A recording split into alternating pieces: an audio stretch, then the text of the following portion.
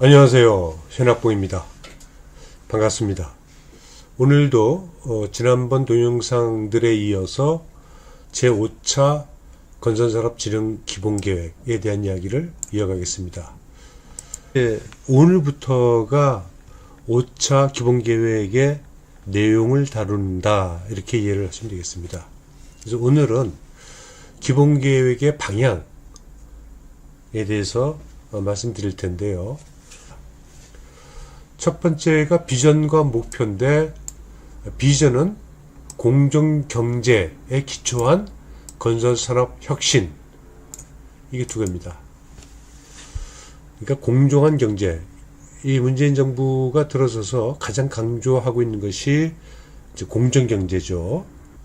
이거는 사실은 경제 기초를 만드는 데 있어서 우리가 가야 될 길이기도 하다, 라고 저는 이제 생각을 하고 있습니다. 그래서 공정 경제하자.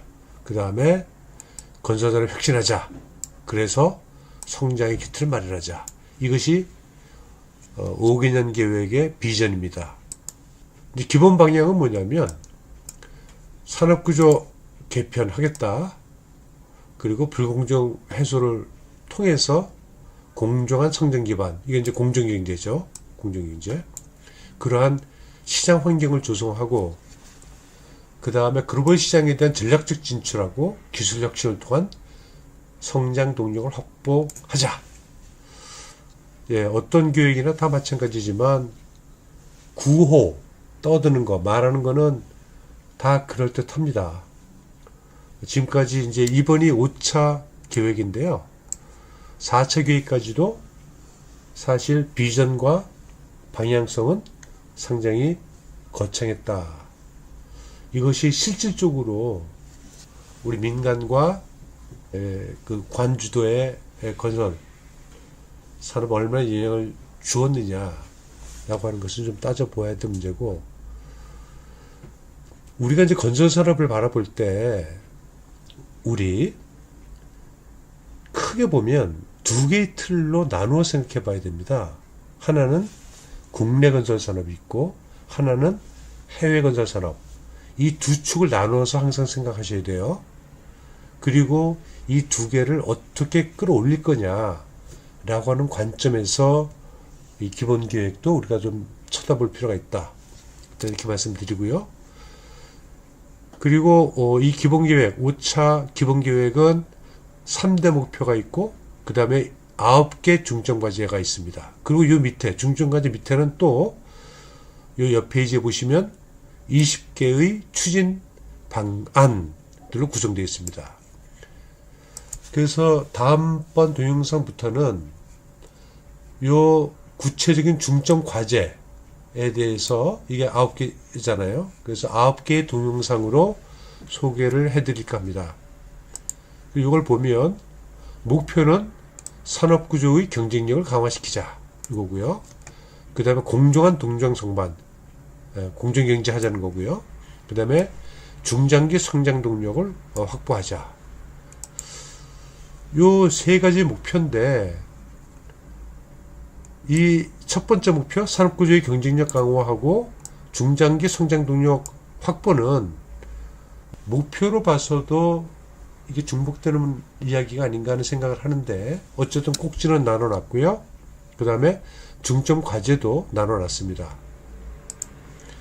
자, 산업구조의 경쟁력 강화는 다시 중점 과제가 3개로 나눠져 있는데, 생산구조 규제를 혁신하겠다. 이건 우리나라 거죠. 예, 우리나라의 재료 개선을 해서 생산구조 규제를 바꿔놓겠다. 구체적으로는 건설업, 업약, 업종 등록 기준을 개편하고, 원도급자 직접 시공을 활성화하고, 다단계 하도급 구조를 개선하겠다. 이것이 생산구조 혁신입니다. 생산구조 혁신에서 우리가 가장 중시해야 될 게 뭘까요? 이 경쟁력 강화를 위해서는 이 생산성이거든요. 근데 여기는 지금 생산성과 관련된 이야기가 지금 들어와 있지 않고요. 생산성과 관련된 것들은 중장기 성장 동력을 확보하는데 이게 딱 하나 나옵니다. 핵심 건설 기술 개발을 통해서 생산성을 향상시키자. 이게 하나입니다. 그러니까 건설기술 개발에서 생산성을 향상시키자. 이런 얘기가 나오고 있고요. 그러니까 두 번째 중점과제로 건설기업의 혁신 성장을 지원하겠다. 이거 정부가 민간 기업들을 지원하겠다라고 하는 거 아니겠습니까? 예. 근데 지원하려면 이제 제대로 지원을 해야 되는데, 사실은 정부가 민간 기업을 지원하는 한계가 있죠. 그게 여태까지 우리가 경험해 온 바가 아닌가 합니다. 구체적인 내용으로는 기술력 중심의 발주제도, 이것도 제도거든요. 우리나라 거예요. 그 다음에 중소건설기업 성장 경로를 지원하겠다. 이것도 좀 고민을 좀 해봐야 됩니다. 중소기업의 성장 경로를 지원하겠다. 성장 경로. 이 중소기업들 지금까지 도와주고 있죠, 정부가. 그런데 자생력을 없애는 방향, 중소건설기업의 해외 경쟁력을 없애는 방향, 이런 쪽으로 나가면요, 이건 도와주는 게 아닙니다. 어쨌든 나중에 좀 구체적으로 보기로 하고요. 그 다음에 부실업, 불법 업체를 퇴출시키겠다. 이건 당연히 퇴출시켜야죠. 부실, 불법한 업체들이 지금까지 있었다. 이런 얘기가 똑같네요.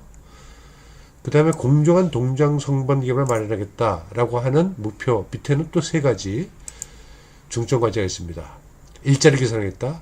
이건 화두죠. 그 다음에 공정한 원하도급 관계 조성하겠다. 이것도 공정경제를 위한 어떤 기초적인 조건들이다. 이렇게 생각하고 있는 거고, 그 다음에 갑질 문화를 뿌리 뽑겠다. 이게 전부 다 공정경제에 기반한 목표들입니다. 그 다음에 중장기 성장 동력 확보를 위해서 해외 시장 진출 역량을 확보하자. 그 소제목으로 설계 엔지니어링 경쟁력을 강화하겠다. 이거 진짜 큰 숙제입니다. 지난번 동영상에서도 우리나라 건설산업의 문제점을 다룰 때 말씀을 드렸는데, 이거 말로만 했어요. 지난번 지지난 정부에서도 똑같은 얘기를 했거든요. 고부가 가치 건설산업을 육성하자. 고부가 가치가 뭐냐? 결국 설계, 엔지니어링 경쟁력이다. 근데 허송세를 말했어요. 이거는 산업을 만들어줘야 됩니다. 시장을 만들어주셔야 돼요. 단순히 말로 한다고 해서 되는 게 아니다. 이 설계, 엔지니어링 경쟁력이 강화될 수 있는 그런 시장을 만들어줘야 된다. 그리고 정부의 목표가 수주 금액의 크기를 가지고 건설산업을 평가하기 시작하면 절대 설계, 엔지니어링 경쟁력은 나올 수가 없습니다. 이 설계 엔지니어링은요, 전체 공사 금액의 10% 정도밖에 안 돼요. 근데 지금도 300억 하겠다? 올해 300억 정도 예상이 된다? 좀 더 가면 400억, 500억? 옛날에 1000억까지 가자. 막 이렇게 주장했잖아요. 그런 정부가 그러한 목표를 갖고, 양적 목표를 갖고 있는 한에는 설계 엔지니어링 경쟁력은 이거는 절대 기대할 수 없습니다. 그 다음에 지원체제를 좀 고도화하겠다. 그 다음에 스마트 건설기술 개발 활용을 촉진하겠다. 이거는 전 세계 국가와 기업들이 지금 몰빵하고 있습니다. 제 4차 산업혁명 시대에서 건설산업이 나아가야 될 방향이 무엇이냐, 이것들을 고민하고 있고, 여러 가지 그 핵심 건설기술, 이건 ICT 기술을 이제 접목시켜서 건설산업을 키우려고 하는 이러한 큰 목표들을 모든 국가들이 좀 다 똑같이 가지고 있다. 이렇게 생각하시면 되겠고, 그 다음에 안전확보 및 신시장 창출하겠다. 스마트 인프라 발주, 노인프라 개선, 노인프라 개선은 당연히 해야 되는 거고요. 써 있거나 말았거나. 그 다음에 스마트 인프라, 이 얘기는 우리가 좀 고민을 해봐야 될 이야기다. 그 다음에 친환경 건설 활성화. 친환경 쪽으로 가겠다. 이것도 전 세계 국가들의 목표이기도 하죠. 단순히 친환경이 아니고 사실은 이건 좀 철학적인 이야기가 좀 들어가야 될 거예요. sustainability, sustainable한 그러한 건설 문화, 이런 것들을 또 무기로 해서 세계 건설 시장을 녹화하는 그런 쪽으로 가야 될 겁니다. 건설 안전이라고 하는 건 기초죠. 이거를 성장 동력에 끼워넣는다는 것은 아직도 우리가 건설 안전이 제대로 안 되고 있다라고 하는 후진성을 좀 보여주고 있는 단면이 아닌가 이렇게 생각합니다.